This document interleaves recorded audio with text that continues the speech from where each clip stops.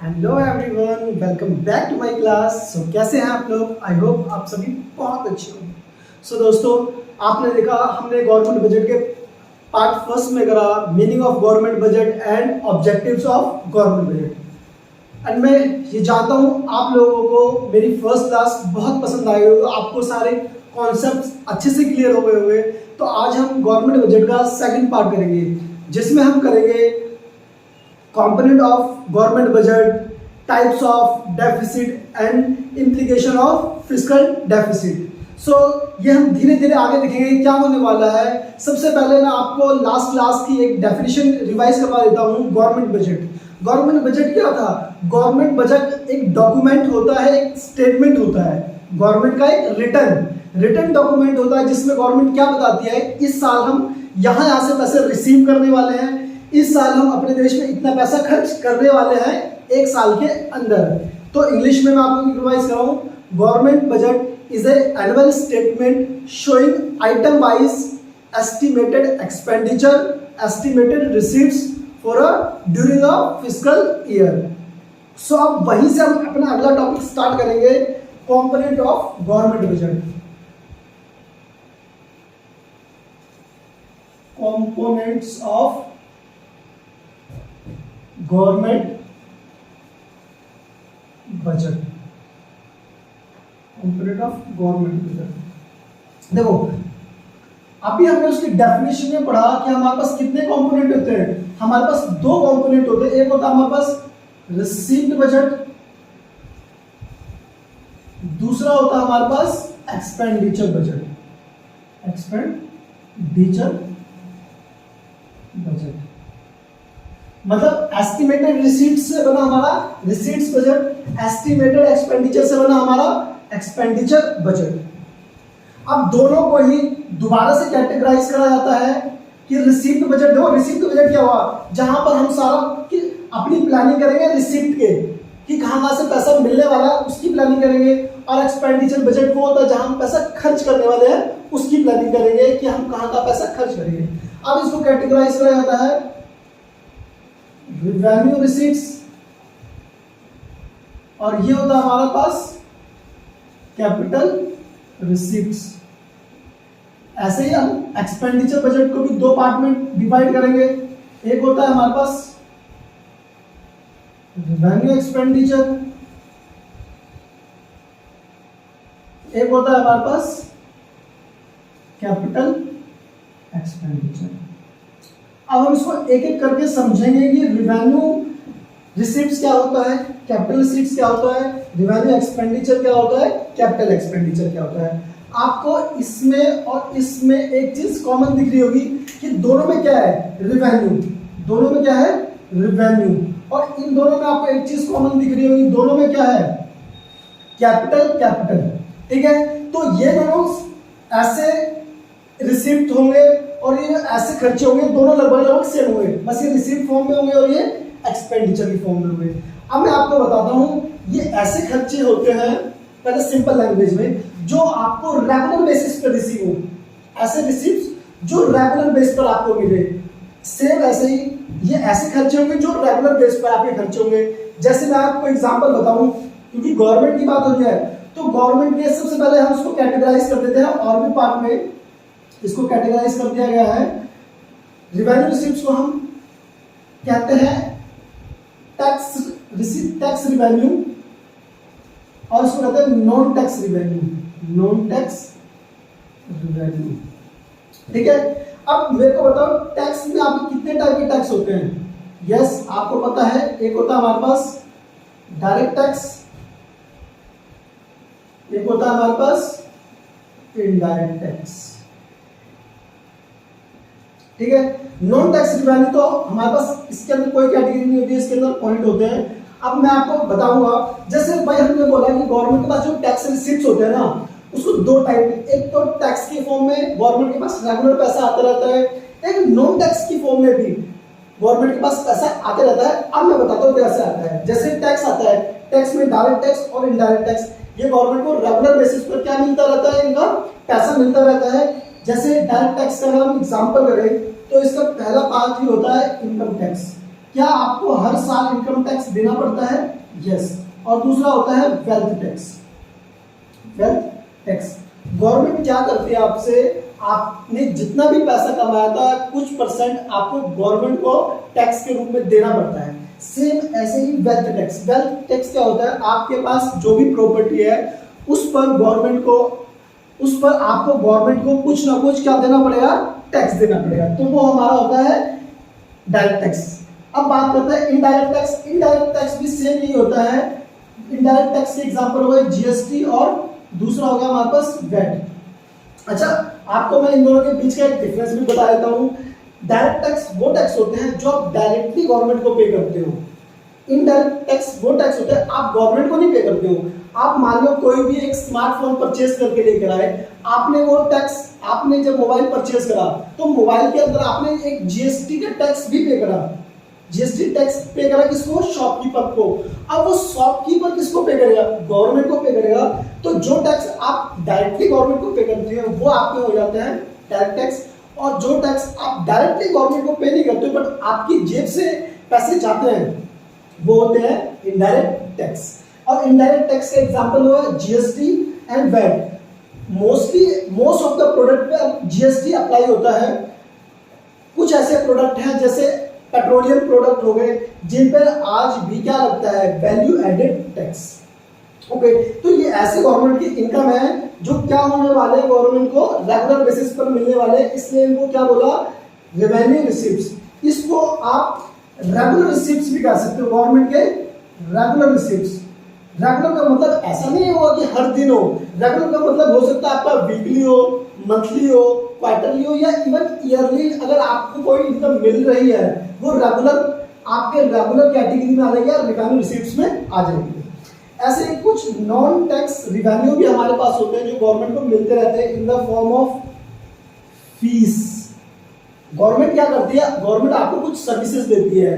तो गवर्नमेंट आपको सर्विसेज देती है, तो जो सर्विसेज गवर्नमेंट आपको देती है तो गवर्नमेंट को वो सर्विस देने के लिए कुछ खर्चे करने पड़ते हैं। जैसे आप कोर्ट से कोई सर्विस लेने आते हो तो जो जज को, कोर्ट को आपको कुछ मिनिमम फीस देनी पड़ती है, क्योंकि गवर्नमेंट को भी कोर्ट चलाने के लिए पैसा चाहिए होता है। तो कुछ मिनिमम अमाउंट गवर्नमेंट आपसे चार्ज करती है। कोर्ट फीस हो गया, एडमिनिस्ट्रेशन फीस हो गई। जैसे आप किसी डिस्ट्रिक्ट मजिस्ट्रेट के ऑफिस में जाते हैं तो वहां पर आपको आधार कार्ड बनवाना है, आपको इनकम सर्टिफिकेट बनवाना है या आपको और कोई शेड्यूल सर्टिफिकेट बनवाना है, तो गवर्नमेंट आपसे कुछ मिनिमम चार्ज लेती है ताकि उस सर्विस को, जो सर्विस आपको प्रोवाइड करी जा रही है उसकी कॉस्ट निकल सके। ओके, जैसे मैंने आपको इसका एग्जांपल क्या बताया, कोर्ट फीस, एडमिनिस्ट्रेशन फीस या इंपोर्ट फीस। आप कोई भी सामान बाहर से इंपोर्ट करते हो तो उसके ऊपर आपको क्या करना पड़ता है, कुछ फीस देनी पड़ती है। अब इसी से मिलता जुलता आता है आपका लाइसेंस फीस। लाइसेंस फीस, अगर आपको गवर्नमेंट से कुछ परमिशन चाहिए, कुछ ऐसी चीजें जो सेंसिटिव है, जो हर किसी को प्रोवाइड नहीं करी जाती बट कुछ लोगों को प्रोवाइड करी जाती है with the permission of government, तो इसके लिए आपको गवर्नमेंट को कुछ फीस पे करनी पड़ती है, उसको कहा जाता है लाइसेंस फीस। जैसे अगर आपको गाड़ी चलानी है, अब हर किसी को तो गाड़ी चलानी नहीं दी जा सकती, तो अगर आपको गाड़ी चलानी है आपको गवर्नमेंट के सामने जाना पड़ेगा, आपको बताना पड़ेगा मैं 18 से ज़्यादा हूँ, 18 प्लस हूँ, मुझको गाड़ी चलानी आती है, वो आपका टेस्ट लेंगे। उसके बाद आपको क्या दिया जाएगा, ड्राइविंग लाइसेंस दिया जाएगा। उसके बाद आपको मतलब कमर्शियल गाड़ी चलाने का लाइसेंस दिया जाएगा। देन उसके बाद अगर आपको अपनी सेफ्टी के लिए आप गवर्नमेंट से गन के अप्रूवमेंट मांगते हो तो उसके लिए भी आपको क्या देना पड़ेगा, गवर्नमेंट को लाइसेंस फीस देनी पड़ेगी। तो ऐसी फीस जिसके लिए गवर्नमेंट से परमिशन लेनी पड़ती है, जो कुछ सेंसिटिव हो, तो उसके लिए आपको गवर्नमेंट को क्या देना पड़ता है, लाइसेंस फीस। अब कुछ गवर्नमेंट की इनकम होती है इंटरेस्ट के रूप में। इंटरेस्ट के रूप में कैसे भाई, अगर गवर्नमेंट ने किसी को पैसा उधार दे रखा है तो गवर्नमेंट को उस पर हर साल क्या फिक्स रेट ऑफ इंटरेस्ट मिलता है, तो वो भी गवर्नमेंट की इनकम है, बट वो टैक्स नहीं है, वो अदर फॉर्म में इनकम है, इसलिए उसको क्या बोला गया, नॉन टैक्स रेवेन्यू। अच्छा, गवर्नमेंट को कुछ प्रॉफिट्स भी मिलते होंगे। मान लो कहीं पर गवर्नमेंट क्या है, एज ए ऑनर है या शेयर होल्डर है। जैसे गवर्नमेंट LIC का शेयर होल्डर है, मालिक है 50% का। जैसे MTNL में, BSNL में, ONGC ऑयल कंपनी है, ऑयल की बॉडी है जो रेगुलेट करती है सारे जो भी पेट्रोलियम प्रोडक्ट होते हैं। तो प्रॉफिट उस पर गवर्नमेंट को क्या मिलता है, उस पर गवर्नमेंट को डिविडेंड मिलता है, मतलब प्रॉफिट का हिस्सा मिलता है। ठीक है, ओके। सो नेक्स्ट पार्ट है आपका गिफ्ट्स। गवर्नमेंट को हर बार, आपको पता है हमारे देश में फॉरेन कंट्री के कोई ना कोई रिप्रेजेंटेटिव आते रहते हैं, और जब कोई भी फॉरेन कंट्री का रिप्रेजेंटेटिव आता है तो कभी भी खाली हाथ नहीं आता, वो सामने वाले गवर्नमेंट के कुछ ना कुछ गिफ्ट्स या ग्रांट्स लेकर आता है। तो ऐसी इनकम को भी क्या बोला जाता है, नॉन टैक्स रिवेन्यू। गिफ्ट्स भी क्या है, नॉन टैक्स रिवेन्यू। इसके अंदर हम कुछ और डिस्कस करते हैं, जैसे मैं आपको बता दूं, इसके अंदर और हो गया आपका एस शीट्स क्या होता है, जब कोई पर्सन जिसके कोई फैमिली का पर्सन नहीं रह जाता, वो अकेला पर्सन होता है, इन एनी केस उसकी भी डेथ हो जाती है, उसकी भी डेथ हो जाती है और वो अपनी प्रॉपर्टी किसी के नाम किए बिना मर जाता है। ऐसी प्रॉपर्टी जितनी भी पूरे भारतवर्ष में होती है वो किसके पास चली जाती है, गवर्नमेंट ऑफ इंडिया। तो ये ऐसी इनकम है, ये भी गवर्नमेंट को रेगुलर बेसिस पर मिलती रहती है, इसलिए इसको भी नॉन टैक्स रिवेन्यू में इंक्लूड करा गया। आपकी एक इनकम होती है स्पेशल असेसमेंट।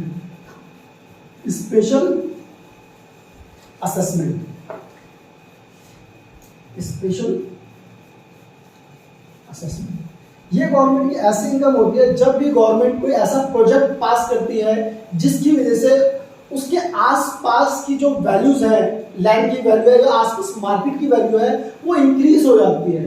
तो जो मार्केट की वैल्यू है, लैंड की वैल्यू इंक्रीज हुई है, उसमें से कुछ हिस्सा आपको गवर्नमेंट को देना पड़ता है, उसको हम कहते हैं स्पेशल असेसमेंट। मैं आपको एग्जांपल से बताता हूँ। गवर्नमेंट ने एक मेट्रो ट्रक पास करा, मेट्रो ट्रक बनाया। अब जहां मेट्रो ट्रक बना हुआ, आपको पता है वहां के आसपास के रेट क्या होंगे, बढ़ जाएंगे। या गवर्नमेंट एक हाईवे निकालती है, अगर कहीं से भी गवर्नमेंट एक हाईवे निकालेगी तो वहां के आसपास के रेट क्या होंगे, बढ़ जाएंगे। तो इससे आसपास के लोगों के लैंड की वैल्यू अगर बढ़ गई है या मार्केट वैल्यू शॉप से भी बढ़ गई है, तो उसका कुछ हिस्सा गवर्नमेंट को देना पड़ेगा, जो गवर्नमेंट की स्पेशल असेसमेंट के रूप में नॉन टैक्स रिवेन्यू। ऐसे ही एक पॉइंट और रह जाता है हमारे इनकम में, जो है हमारा फोरफीचर। फोरफीचर मींस जब्त करना। जब भी आपने गवर्नमेंट से कोई कॉन्ट्रैक्ट करे हुए, गवर्नमेंट ने कोई भी ऑर्डर ऐसा पास करा हो जो गवर्नमेंट के साथ कोई भी कॉन्ट्रैक्ट करा हो और उस कॉन्ट्रैक्ट में आप गवर्नमेंट से फेल हो गए हो, तो गवर्नमेंट क्या करता है, आपके जो भी गवर्नमेंट के पास हिस्सा, प्रॉपर्टी, पैसा है, वो गवर्नमेंट क्या करता है, उसको फोरफीट कर देता है, जब्त कर देता है। ये भी गवर्नमेंट की कैसी इनकम है, ये भी गवर्नमेंट की नॉन टैक्स रिवेन्यू इनकम है। अब बात करते हैं, ये तो हो गया रिवेन्यू रिसीट्स। ऐसे ही गवर्नमेंट कहता है रिवेन्यू एक्सपेंडिचर, या हम कह सकते हैं इसको रेगुलर खर्चे। जैसा कि मैंने बताया, रेगुलर खर्चे कैसे खर्चे माने जाएंगे, जो मंथली भी हो सकते हैं, वीकली भी हो सकते हैं, क्वार्टरली भी हो सकते हैं और ईयरली भी हो सकते हैं, जिसका पीरियड ऑफ टाइम क्या हो, फिक्स हो। ऐसी इनकम को रिवेन्यू एक्सपेंडिचर या रेगुलर एक्सपेंडिचर भी कहा जाता है। अब जैसे कि मैं बताता हूँ, गवर्नमेंट अगर अपने एम्प्लॉइज को सैलरी देती है तो वो गवर्नमेंट को रेगुलर बेसिस पे हर महीने गवर्नमेंट को अपने एम्प्लॉइज को क्या देनी पड़ेगी, सैलरी। तो कैसे खर्चे हो गए, रेवेन्यू खर्चे हो गए।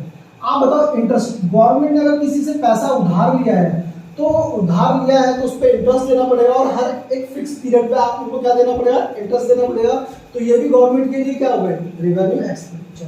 अब गवर्नमेंट क्या करती है, पेंशन देती है।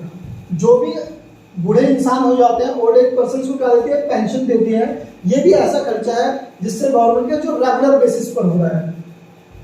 और गवर्नमेंट के कैसे खर्चे होते हैं, गवर्नमेंट का खर्चा होता है एक्सपेंडिचर ऑन एजुकेशन में गवर्नमेंट, जैसे गवर्नमेंट स्कूल है, उन स्कूल्स को स्मूथली चलाने के लिए गवर्नमेंट हर महीने क्या करती है, एक्सपेंडिचर करती है। तो ये भी आपके कैसे खर्चे हुए, रेवेन्यू एक्सपेंडिचर। या एक्सपेंडिचर किस पे करे, हेल्थ पर। गवर्नमेंट स्कूल को चलाने के लिए, स्मूथली चलाने के लिए गवर्नमेंट क्या करती है,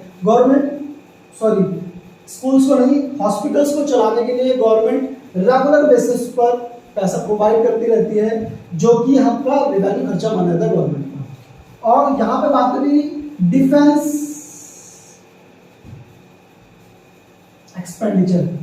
एक्सपेंडिचर ऑन डिफेंस,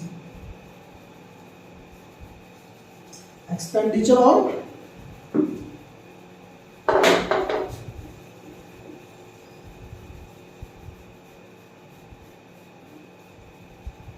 गवर्नमेंट क्या करती है, अपने आर्मी मैन्स पर उनकी ड्रेस के लिए, उनके खाने के लिए, उनके सैलरी के अलावा उन पर खर्च किया जाता है, बुलेट्स पर खर्च किया जाता है। तो ऐसे खर्चों को एक्सपेंडिचर ऑन डिफेंस बोला जाएगा, जो कि आपके गवर्नमेंट के रेगुलर खर्चे में इंक्लूड करा जाएगा। अब बात करते हैं हमारे कैपिटल रिसीप्ट्स। कैपिटल रिसीप्ट्स ऐसे रिसीप्ट्स होते हैं जो रेगुलर बेसिस पे नहीं होते। आपको मैं एक चीज और बता दूं, दूसरे टाइप की डेफिनेशन क्या होती है इसकी। देखो, दूसरे टाइप की डेफिनेशन होती है रेवेन्यू रिसीप्ट्स। वो रिसीप्ट्स होते हैं, वो गवर्नमेंट के ऐसे रिसीप्ट्स होते हैं जिससे नीदर इंक्रीज लायबिलिटी, जिससे ना तो गवर्नमेंट की लायबिलिटी बढ़ती है, नॉर रिड्यूसेस असेट, जिससे ना तो आपकी लायबिलिटी बढ़ेगी और ना ही आपके असेट्स घटेंगे। अब मैं आपको बताऊं कि जो हमने ये इनकम ली, इससे ना तो गवर्नमेंट की लायबिलिटी बढ़ेगी और ना ही गवर्नमेंट के असेट्स कम होंगे। अब जो कैपिटल रिसीप्ट्स होता है, इससे क्या होता है, इंक्रीजेस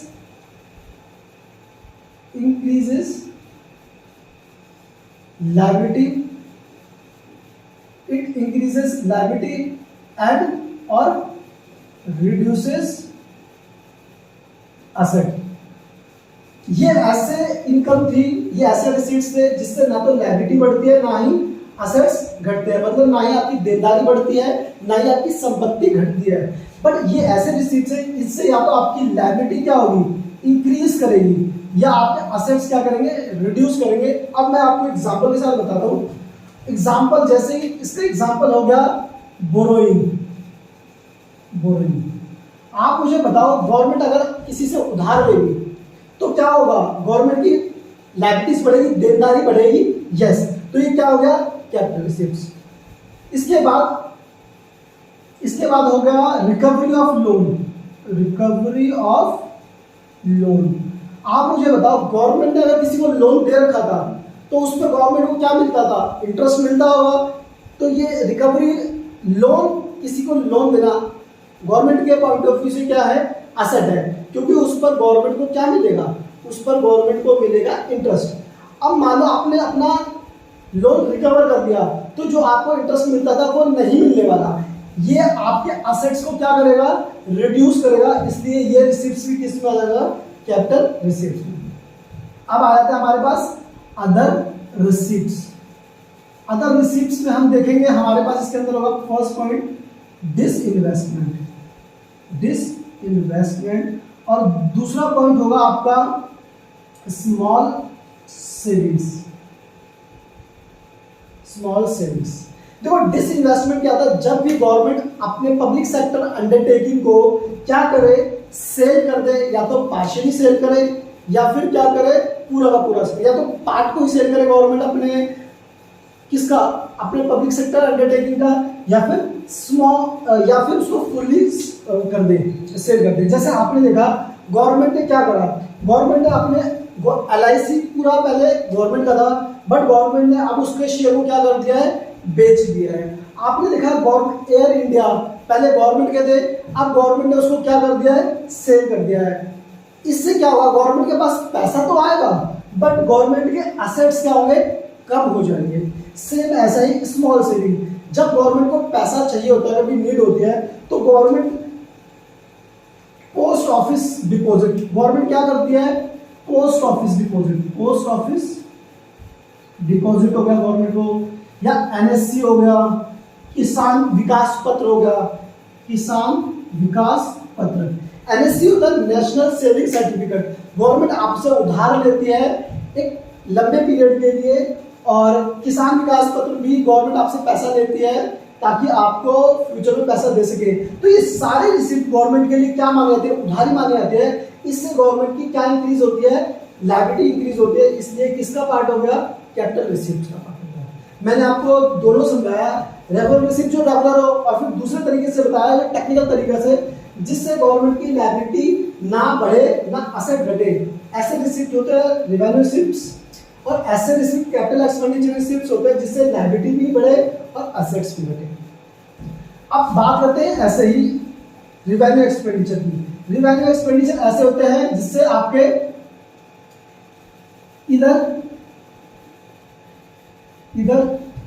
इंक्रीज, इधर सॉरी यहां पे आएगा, इधर इंक्रीज असेट्स और reduces liability,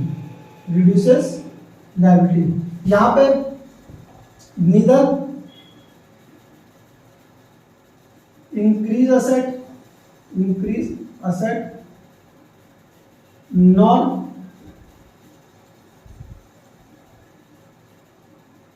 reduces liability. Government यहाँ पे खर्चे तो कर रही है, ऐसे खर्चों से ना तो गवर्नमेंट के असेट्स में इंक्रीज हो रहा है ना लायबिलिटी में कमी आ रही है, बट ये ऐसे खर्चे हैं जिससे गवर्नमेंट के असेट भी बढ़ रहे हैं और गवर्नमेंट की लायबिलिटी भी घट रही है। जैसे पेमेंट ऑफ लोन, अगर गवर्नमेंट पेमेंट ऑफ लोन, मैं इसको थोड़ा सा साइड में करता हूं, जैसे पेमेंट ऑफ लोन, अगर लोन की पेमेंट करेगी गवर्नमेंट तो उससे क्या होगा, आपकी लायबिलिटी क्या होगी, कम हो जाएगी, आपकी देनदारी कम होगी या नहीं होगी, yes. Construction of road, building, dams, bridges etcetera, अगर गवर्नमेंट क्या करेगी, रोड बनाएगी, बिल्डिंग बनाएगी, डैम्स बनाएगी, ब्रिजेस बनाएगी, हाईवेज बनाएगी, तो इससे क्या होगा, गवर्नमेंट का असेट्स इंक्रीज होगा। तो ये क्या कैसा खर्चा, हमारा खर्चा तो हो रहा है बट इससे आपकी असेट्स में इंक्रीज हो रहा है। फिर तीसरा क्या होगा आपका, परचेज ऑफ मशीनरी। देखो परचेज ऑफ मशीनरी भी आपके लिए क्या करेगा, असेट्स को इंक्रीज करेगा, तो ये भी हमारा क्या होगा, capital expenditure. Capital defence equipment,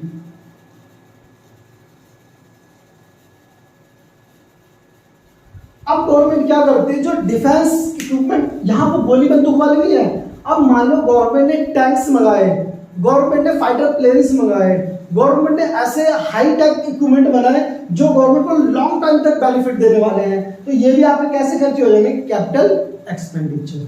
तो आपको कैपिटल एक्सपेंडिचर समझ में आ रहा है, जिससे असेट में इंक्रीज हो, संपत्ति में इंक्रीज हो और लायबिलिटी में क्या हो, डिक्रीज हो, मतलब आपकी देनदारी या उधारी कम हो। अब ये आपको बहुत अच्छे तरीके से समझ आ गया होगा कि रिवेन्यू रिसीप्ट्स क्या होता है, कैपिटल रिसीप्ट्स क्या होता है, रिवेन्यू एक्सपेंडिचर क्या होता है, कैपिटल एक्सपेंडिचर क्या होता है।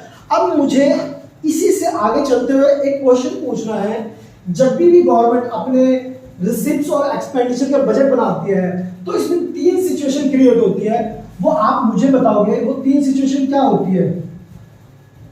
वो तीन सिचुएशन होती है आपकी, या तो आपको क्या होगा, आपके रिसीप्ट्स, आपके एस्टिमेटेड जो रिसीप्ट्स होंगे वो बराबर होंगे एस्टिमेटेड एक्सपेंडिचर से, ठीक है। या फिर क्या होगा, आपके एस्टिमेटेड रिसीप्ट्स ज्यादा होंगे एस्टिमेटेड एक्सपेंडिचर से। या फिर एक सिचुएशन और हो सकती है आपके लिए, एस्टिमेटेड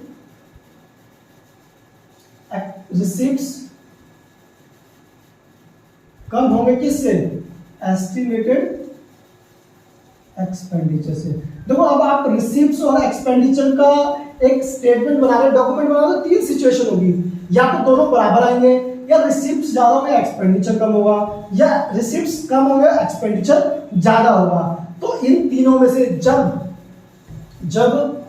क्या चीज, जब एस्टिमेटेड रिसीप्ट्स बराबर हो एक्सपेंडिचर एस्टिमेटेड एक्सपेंडिचर के, तो इसको क्या कहते हैं बैलेंस बजट। इसको क्या कहते हैं बैलेंस बजट। ये हमारे खर्चे हमारे इनकम के बराबर है, इसको क्या बोला गया बैलेंस बजट। दूसरा होता है हमारे पास अगर हमारे रिसीप्ट ज्यादा हुए, हमारे पास पैसा ज्यादा आया, खर्चे हमारे कम हुए, तो इसको बोला जाता है सरप्लस बजट, सरप्लस बजट। और थर्ड पॉइंट होता है हमारे पास जब खर्चे ज्यादा हुए और रिसीप्ट कम है, इसको कहते हैं डेफिसिट बजट। अब एक बहुत अच्छा क्वेश्चन है, आप मुझे बताना ये तीन सिचुएशन में से इंडिया के कॉन्टेक्स्ट में सबसे प्रैक्टिकल सिचुएशन कौन सी होगी? क्या बैलेंस बजट होगा, सरप्लस बजट होगा या डेफिसिट बजट होगा? आपको मैं बता दूं ये बहुत इंपॉर्टेंट क्वेश्चन है प्रैक्टिकल लाइफ के लिए। हमेशा गवर्नमेंट एक डेवलपिंग कंट्री है, गवर्नमेंट में अभी बहुत डेवलपमेंट की जरूरत है, बहुत ज्यादा कंस्ट्रक्शन की जरूरत है, बहुत आगे जाना है गवर्नमेंट को। इसलिए गवर्नमेंट हमेशा किस में रहता है डेफिसिट बजट में। हमेशा गवर्नमेंट के खर्चे बहुत ज्यादा रहते हैं और रिसिप्ट्स बहुत कम रहते हैं। इसलिए हम हमेशा डेफिसिट बजट, जो गवर्नमेंट का बजट होता है हमेशा डेफिसिट बजट होता है, क्योंकि गवर्नमेंट के खर्चे बहुत ज्यादा हैं और गवर्नमेंट के उसकी कंपैरिजन में रिसिप्ट्स क्या है कम है। क्योंकि मैंने बताया कि हमारा देश डेवलपिंग कंट्री है, तो अभी हमें देश में बहुत ज्यादा डेवलपमेंट होनी है, तो हम डेफिसिट बजट को आगे लेके चलेंगे। डेफिसिट अब डेफिसिट में हमारे पास तीन टाइप के डेफिसिट होते हैं। पहला डेफिसिट हो गया हमारे पास रिवेन्यू डेफिसिट। पहला डेफिसिट क्या हो गया हमारे पास रिवेन्यू डेफिसिट। उसका फॉर्मूला होता है revenue expenditure minus revenue receipts.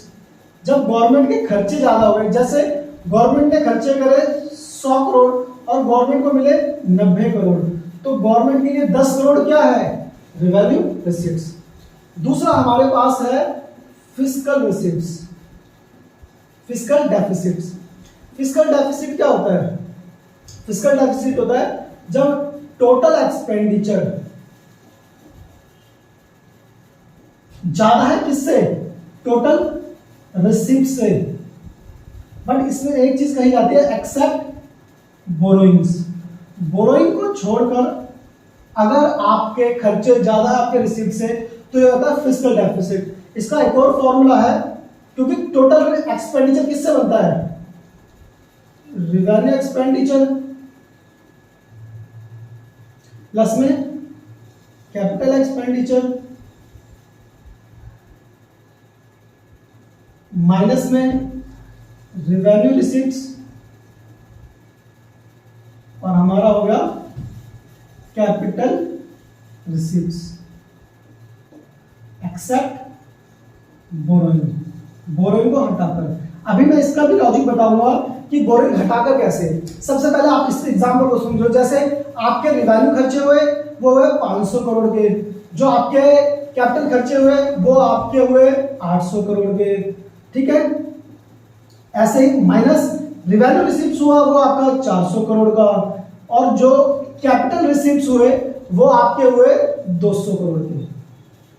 तो आपका लॉस कितना है? आपका लॉस है 1300 करोड़ माइनस 600 करोड़, तो ये आपका होगा 700 करोड़। फिस्कल डेफिसिट क्या होगा 700 करोड़। अब मैं बताता हूं ये एक्सेप्ट बोरोइंग क्यों करा। अब देखो बोरोइंग करना क्या होता है, बोरोइंग करना कोई लंबा प्रोसेस नहीं होता। अब इसी सिचुएशन में आपको आगे समझाता हूं। गवर्नमेंट का 700 करोड़ का लॉस आया, आपको नहीं लगता इस 700 करोड़ के लॉस के लिए गवर्नमेंट को बहुत ज्यादा अपोजिशन पार्टी से बताया जाएगा कि ये सरकार बहुत खराब है, इस सरकार के होते हुए बहुत ज्यादा लॉसेस हो रहे हैं, मतलब गवर्नमेंट के अगेंस्ट बहुत सारी चीजें ज्यादा लगेंगी। तो इस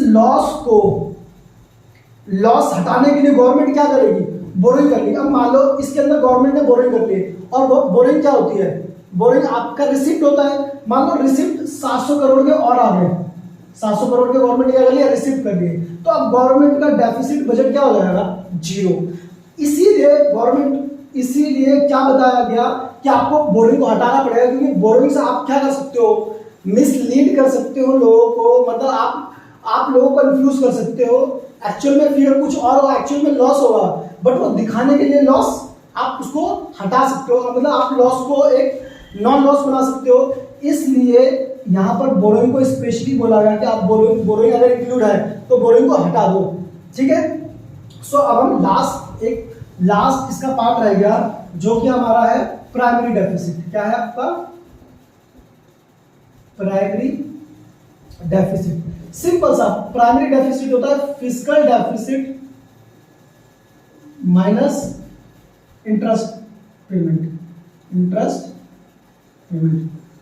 गवर्नमेंट ये चाहती है अगर आपको टोटल लॉस 700 करोड़ का लॉस हुआ है भाई, 700 करोड़ का अगर आपको लॉस हो रहा है तो उस लॉस में से आपने इंटरेस्ट में कितना पेमेंट दिया। एक्चुअली मैं आपको बताऊं, कई सरकारें ऐसी होती हैं, इवन 1992 तक क्या होता था, गवर्नमेंट का एक मोटा हिस्सा किस में चला जाता था, गवर्नमेंट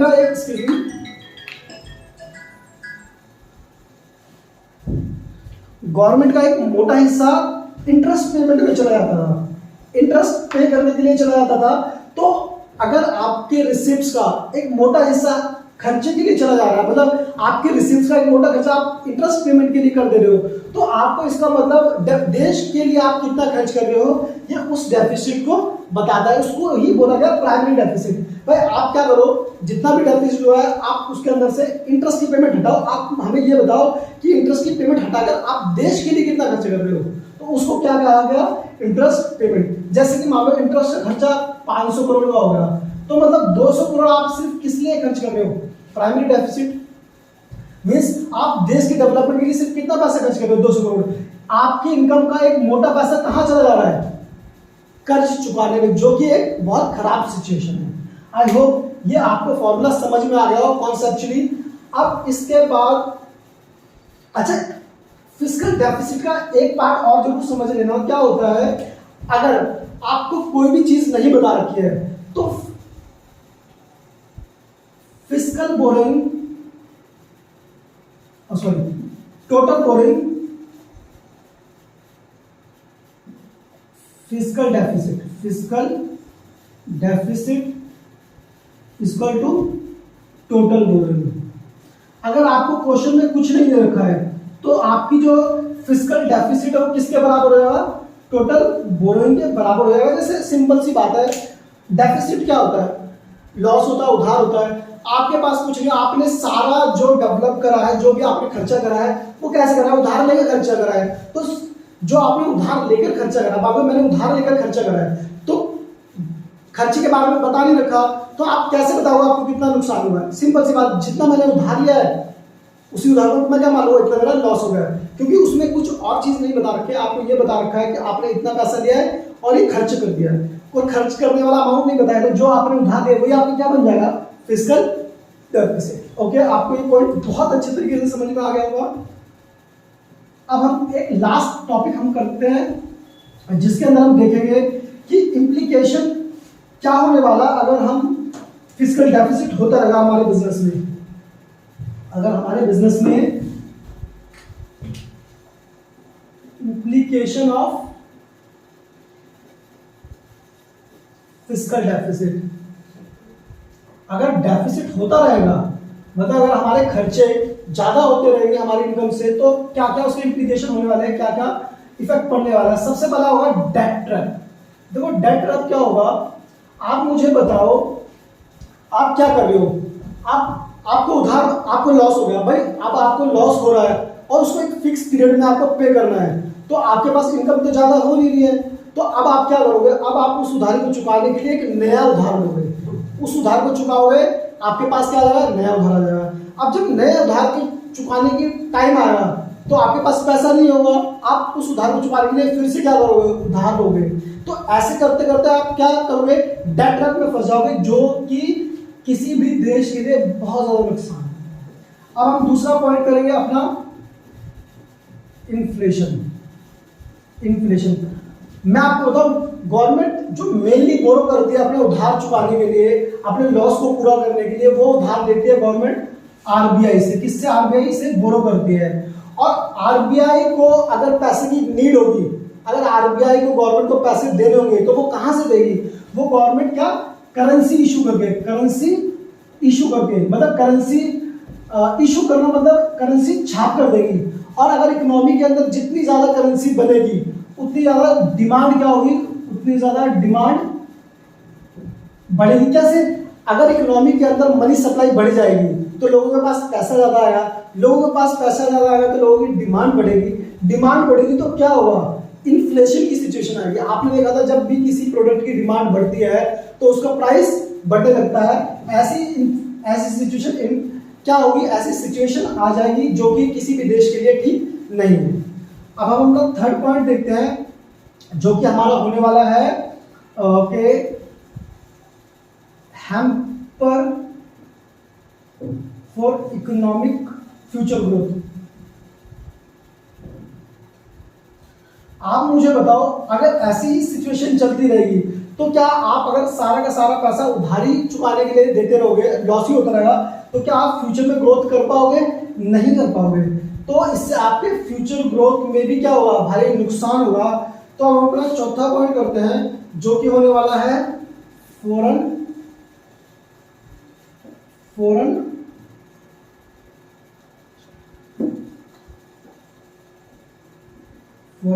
डिपेंडेंस।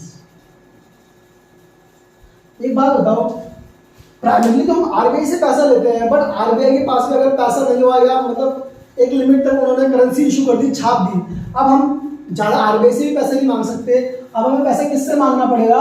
फॉरेन कंट्री से। तो फॉरेन कंट्री से अगर हम पैसा मांगेंगे तो हमारी डिपेंडेंस उस पर बढ़ती जाएगी। अगर वो हमें पैसे देंगे तो वो अपनी कुछ टर्म्स एंड कंडीशन लगाएंगे जो कि हमारे लिए क्या है? हमारे सोवरेनिटी के लिए क्या है? बहुत खतरनाक है। इसलिए अगर हमें फिस्कल डेफिसिट होते रहेंगे तो ये हमारी इम्प्लीकेशन है जो कि बहुत खराब सिचुएशन है। तो आई होप आपको ये चारों पॉइंट समझ में आ गए होंगे। और अगर आपको हमारी क्लास पसंद आई हो तो हमारे चैनल को सब्सक्राइब करो, लाइक करो एंड शेयर करो अपने फ्रेंड्स के साथ। और अगर आपको कोई भी डाउट हो पॉइंट्स में तो मुझे कमेंट करके जरूर बताएं। Thank you.